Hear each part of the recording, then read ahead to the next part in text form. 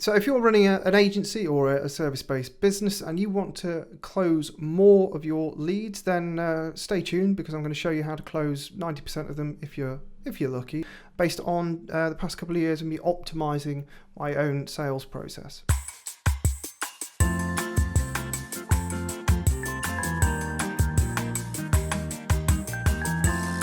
So, I'm Ed Leek from adevolver.com, and this is based on my experience running Midas Media, which is my agency, a PPC agency, and been running it for about 10 years now, and I'm pretty good at this, 6-figure profit, don't care about revenue, quite frankly, and I'm going to run you through each step-by-step process, including a call script and all sorts of stuff, so you can apply this to your own leads and hopefully nail that 90% close rate without a proposal, which you might think is quite a tall order, but let me run you through. So without further ado, let's get my face off the screen. So what's this about? This is about, first and foremost, getting the best leads for your agency. Now, this video is definitely not, and the sales process is definitely not about stacking them high and selling them cheap. I'm a quality over quantity kind of person. I would like good clients that are good to me and that we're good to, not hundreds and hundreds of clients that we don't give a toss about. So it's not stack them high, sell them cheap. If that's you, probably want to stop watching and bugger off. Everyone else, go big on qualifying your leads.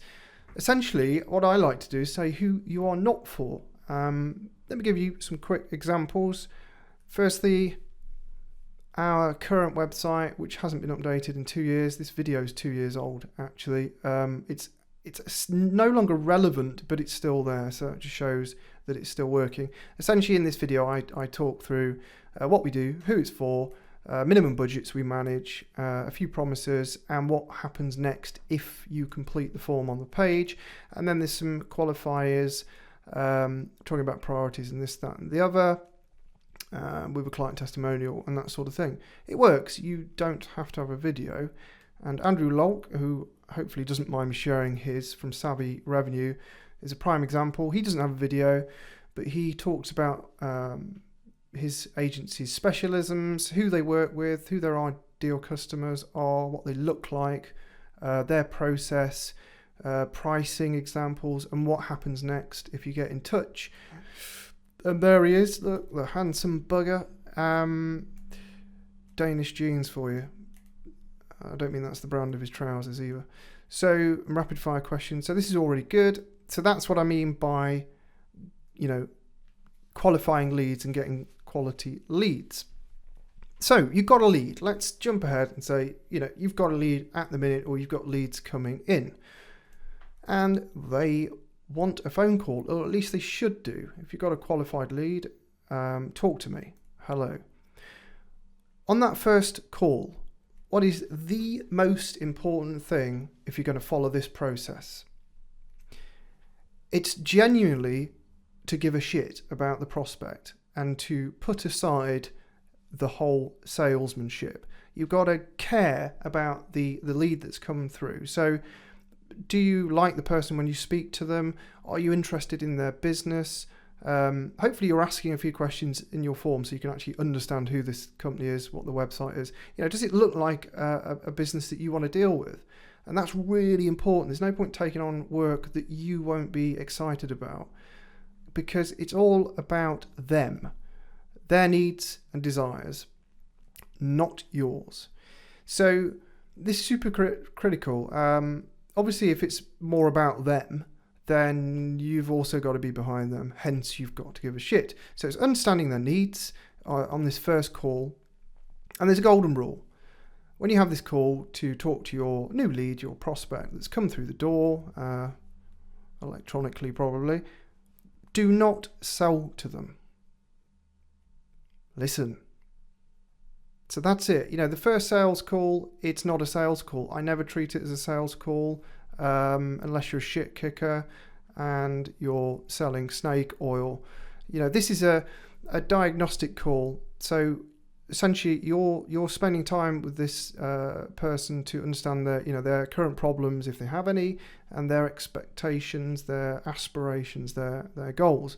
So your job is to reduce and remove and relieve any sales pressure, not apply it at this stage. This is the first time you've essentially made contact with this person outside of an email on this phone call. So put your sales hat, take it off, put it on the stand, shred it, whatever, and use this first call as a hello to understand them, and again to qualify them. So your website's qualified them, or your inbound process, or whatever you're doing to generate leads. And again, this is going back to the caring side of this. You need to qualify that you're a good fit for them and they're a good fit for you, because it goes both ways. And here's the fact of the matter. If you're not turning work away, you're doing something wrong. And that goes all the way back to that stack 'em high, sell 'em cheap mentality. And sell 'em cheap is just a turn of phrase. It doesn't necessarily mean you're selling them cheap. But if you're not turning people away, that means you're not being particular enough. And you're just going to let yourselves down and let them down eventually. You can't win them all, and you're not right for everyone. So the reason that I take this approach on the first call, it's great at building relationships. It's an icebreaker. You're asking questions about them, and you're not trying to sell, and it just puts it to one side. We're not interested in it, but it gives you a chance of closing on the follow-up. So this call's purposely designed not to sell, and it's to set up the second phone call.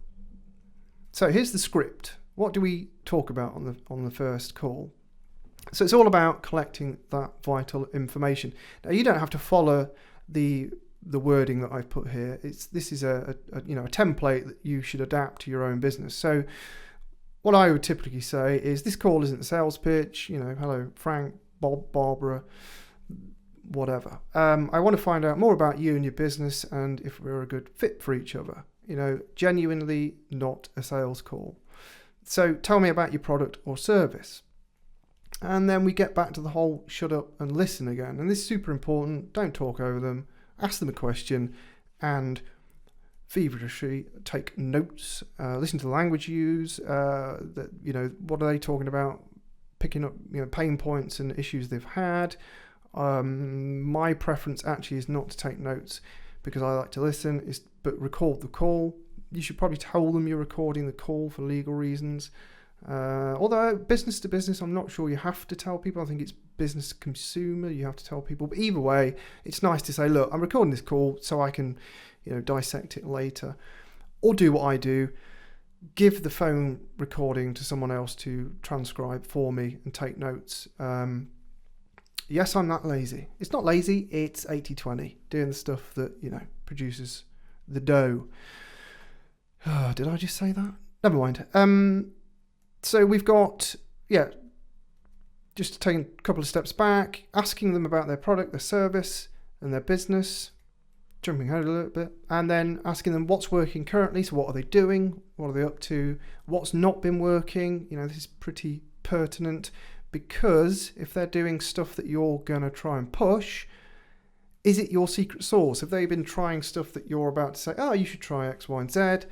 And therefore, is this a tell that they might not be appropriate for you because they've already been doing what you do, unless you can do it better and you have genuine secret sauce? So another great question to ask is, what's the value of a customer? So this tells you a couple of things. If they understand their business, so they understand the lifetime value of a customer and the cost of acquisition, because a lot of people don't. You can, of course, help them understand that. And it gives you an idea of your value that you need to add. So if a customer is very low value to them, you then know that you've got to add a lot of new customers for them to cover your fee. So essentially, are you expensive or are you not expensive based on their customer value? But you can't get the precise answer to that without knowing the 12-month target. Now, why do I ask what's your 12-month target? So I've asked them about the business. I've asked them specifically about their product or the service. I've asked them about what they've had success with and what they're struggling with. And I asked them for the 12-month target. And again, this does a couple of things. It frames a longer term view, so they're thinking ahead. If someone doesn't have if someone's very short termist and they want you to come in and fix a bleeding neck tomorrow to fix the next couple of weeks, again, I don't know if that's your type of customer, but for me, that doesn't meet certain qualifications. I want us to have a long-term, prosperous relationship. So it's not just an innocent question either. What is your 12-month goal? Because it's how you will be judged. So their 12-month target might be a revenue target, a customer acquisition target. It might be a cost-saving target. But this goal, this target is how you will be judged in your success. So it gives you a specific goal, and that's why I love that question, because if someone, if I say, okay, so you're doing 150k a month at the minute, what's your 12-month goal? And they turn around and say, I want to be doing 500,000 a month, then that's a big growth in a year. But being able to look at all the data, you'll actually be able to assess that, which I'll come on to shortly. So it is, aka, what success looks like. That goal is how you are judged and what success will look like. Why? Well, remember, why do we ask these questions, and what success? Why do we care about the success? Because it's all about giving a shit. I mean, really giving a shit. So if you care about their needs and their desires and their goals, jumping ahead there, then you really give a shit, because you're qualifying them as much as they are qualifying you to ensure that you're a good match. So if their expectations don't meet what you can achieve, you need to politely tell them that this, you are not a good fit. It's as simple as that. If you don't think you can achieve what they're setting out to achieve, then you need to move on, because you don't want to let people down. Now, if they are a good match, and asking these questions is highlight the fact that they are motivated to grow their business, and that it sounds realistic based on how many, what's going well at the minute, how many customers they get, the value of those customers, and their target that you can hit based on your experience, then let's send them an NDA, because in our industry, in the PPC industry, we need to see some data to qualify this. So your gut feel and your experience will tell you at this stage, yeah, we can hit this for you. But to be really sure and convinced, we need to look at your analytics and your AdWords account. That's what we would do. We want to see both, so we can do a proper drill through over the years and see where they've been, where they are now. Look at things like conversion rates and cost per acquisition, that sort of thing, to see where we need to take them. The reason I love an NDA is because it gives them confidence in you to say, look, here's a simple legal document that covers you. It's a one-way, so it's you are signing for them because they're disclosing to you. Now, we've just got this simple 2-page NDA, which is based on the ICO, the Information Commissioner's Office in the UK. It can be adapted to the US very simply. You just change the state or the jurisdiction you're in. If you'd like a copy of that, I can give you a copy of what we use. It's ours, but you can just change the logo and the name on it. Just leave a comment in the video below, and I'll share a link. So the first thing for an NDA, it's a trust thing, but secondly, it's transaction as well. So they haven't spent any money with you, they haven't spent a penny, but just that little tie, that little knot that's being tied between you signing a document and them accepting an NDA builds a bit of trust in this little transaction that gives you that little, emotional tug compared to other people that don't do it. And it's part of my process, always has been, and it seems to go down well received. So you then say, Obviously, you tell them you're going to send them an NDA and then say that you think you've got everything and that you're going to take this information away, do some analysis, sit down with your team, so on and so forth. Then just set some expectations at the end of the call to say it's going to take us 24 hours, a week, whatever. I wouldn't say much longer than a week. And just tell them what's going to happen next. Now, that's pretty straightforward. You may get this question. This happens quite a lot if you don't put your pricing on your website. What about pricing? Well, you have an obligation here. So there's two things you should be saying. This is true for me. It might not be true for you. You may do packages and all sorts, but we would have to look at the value we could give before we'd give an actual specific price. However, for reference, we do have a minimum fee. So we say, well, our minimum fee would be this at the very least, but it could be multiples. So does that fit within your expectations? And if Mr. or Mrs. Prospect says yes, and seems comfortable with that, doesn't have any further objections to price, great. If this is where the call falls apart, then you know that your qualification process didn't quite work and they're not for you. You know, again, you can't win them all, and certainly don't start throwing discounts out the window before you've even sat at the table. So after the call, what do I do? What is this analysis that helps me secure 90% or thereabouts of these leads? So it's a recorded review. And what do I mean by a recorded review? By the way, this is on the assumption you've sent the NDA. They've agreed to continue talking with you, and you've got access to the things you need. Like for us, it would be AdWords and analytics. So a recorded review, essentially it's an audit. It's a review of their position, their account and their analytics. And recorded, I mean literally what I'm doing here without my face in the corner is a screen share. So typically I will do this and it's 25 to 30 minutes. I will literally go cold into their AdWords account and their analytics account. I have them both open, including their website. And I like to do it cold because A, I'm confident in my AdWords expertise. But secondly, it's honest as well. And I do pre-warn them that when I do this recording that I might swear a little bit, I might be confused and sort of angry if I find stuff that's not as it should be. Angry is a bit over the top, but you know, I'm just honest and just flick through, and it demonstrates your expertise because it's all, you know, ad lib, on the fly, nothing better than real-time test, as it were, because you're selling the skill, you know, your expertise, understanding, and the value you're bringing. So you're not selling the sale, which is the whole thing that I've been saying all along. I hate selling for the sake of selling. The whole building a relationship, getting to understand the person and their business, and being either interested or not interested, and that's for both parties as well, is far more rewarding than just trying to pump a sale through the pipe, which sounds pretty grotty. So,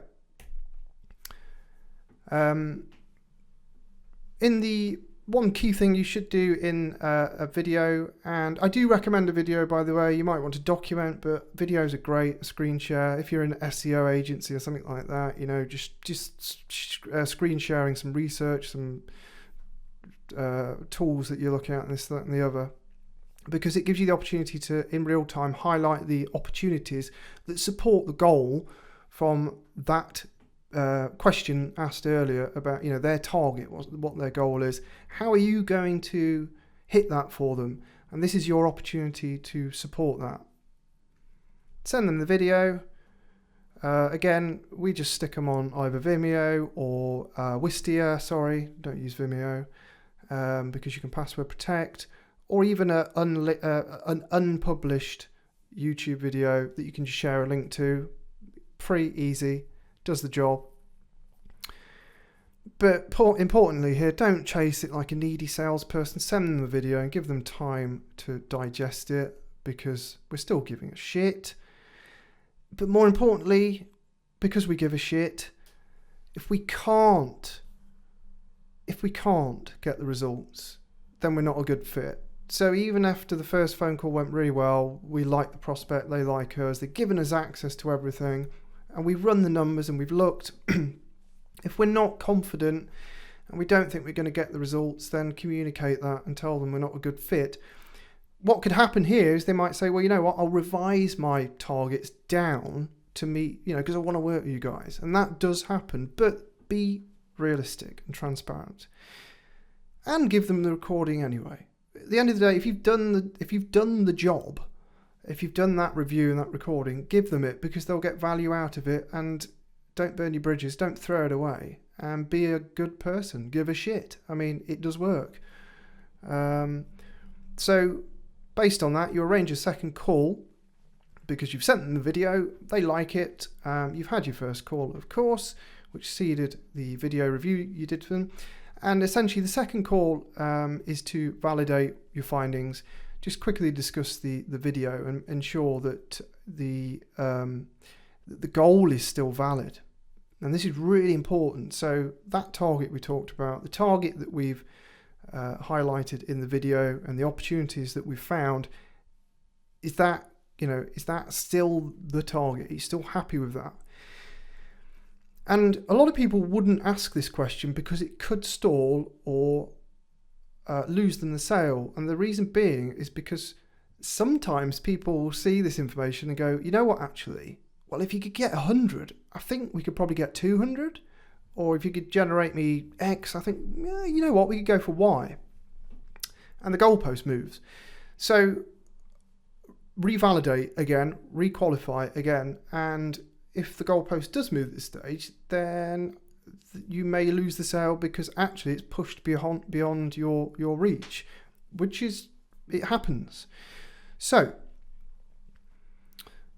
your fee, their success. And the reason why we qualify in this way, the reason why we do the video, and the reason why we ask for the targets and find the opportunities is that you're then selling value. You're not selling time. You're selling your skills. You're showing the skills, and then it's your fee and their success. And what I mean by that is that actually going through this process, your fee becomes less of an issue because you're going to deliver what they want. As long as you don't take the piss and overcharge, charge for your experience. If you've got 10 years experience like me, you are worth, not wanting to sound arrogant, but you are worth money, especially if you generate results. If you've been doing something for 10 years and you don't generate any results, well, change, do something else. So, match made in heaven, right? Brilliant, fantastic. No proposal. Notice that I've honoured my promise of winning sales with no proposal. There is a mini proposal of sorts. It's a 2-page contract, and this is what we do. We literally still keeping it simple. So this in turn, this turns out to be the proposal essentially. So we put 2 sheets together, name, company at the top. Super important. That KPI, that agreed target, that success metric, whatever it may be, that goes second. So who it's for, their company, and this is the target and this is what we're going to achieve. We then like to outline in a table what the first month looks like, sometimes the first 90 days or 60 days. How we communicate, so things like what happens in an emergency, and how we like to be treated. Do we like to work in project management software? Is there a first line of contact? This sort of thing. Again, just to put cards on the table. The fees, of course, that we've discussed, and then a simple sign here. We send this via, is it Signable? Signable.com? I can't remember now. But there's loads out there, DocuSign and all sorts of stuff. Ping that 2-pager over. Notice that there's no small print. I used to put small print in, but I don't anymore because our final few paragraphs explain that the goals agreed. That's what we're going to work towards. If there's ever a problem, talk to us first. If you're still unhappy, please give us 30 days notice. And beyond that, we're all humans and we're in this together. There is a link to T's and C's for some legal things, but you don't have to put War and Peace in there. You can link to it in a separate document, or it could be on your website. winner, brilliant. So we've got the sale, they sign that, away you go, cracking. But what happens if they go cold? Because it does happen, and you've got to give people a chance to digest the 2-pager, even though it is 2 pages. I typically give people 48 hours, 2 working days to look at that contract and sign it. If they go quiet, even after all this, then it's just a quick touch base. You know, did you miss something? Don't ask them if you missed something, but ping them an email and just see if they're going to get a chance to sign it. Often it's a case that people are just busy, and they will do. And they may have another question that you've missed for whatever reason, but yeah, typically it's people are busy. But actually, typically people sign this without being pushed, which is great. Keeps it simple. If they've been quiet for a week after you've chased them once or twice, I would typically ask them, and this doesn't happen, this is very rare, but I would ask them to jump back on a call to discuss any concerns, and 2 things happen. In fact, this only happened once, and it was this. I felt the cold, lonely silence of an Arctic breeze. You know, I found my 10% once. So that's it. That process, end to end, I hope I haven't gabbed on too long, but that process is how I convert, without a proposal, 90% of the leads that we get through that we qualify. Obviously, you can't convert 90% of people that aren't appropriate to you. I hope you found that useful. Any questions, stick them in the comments below. I know I've rattled on quite a lot, and there were about 90 slides in this. So yeah, any questions, let me know. Please do leave a like, it really helps the videos. Do subscribe, a comment, even if it's just great or rubbish or give a shit. #give a shit.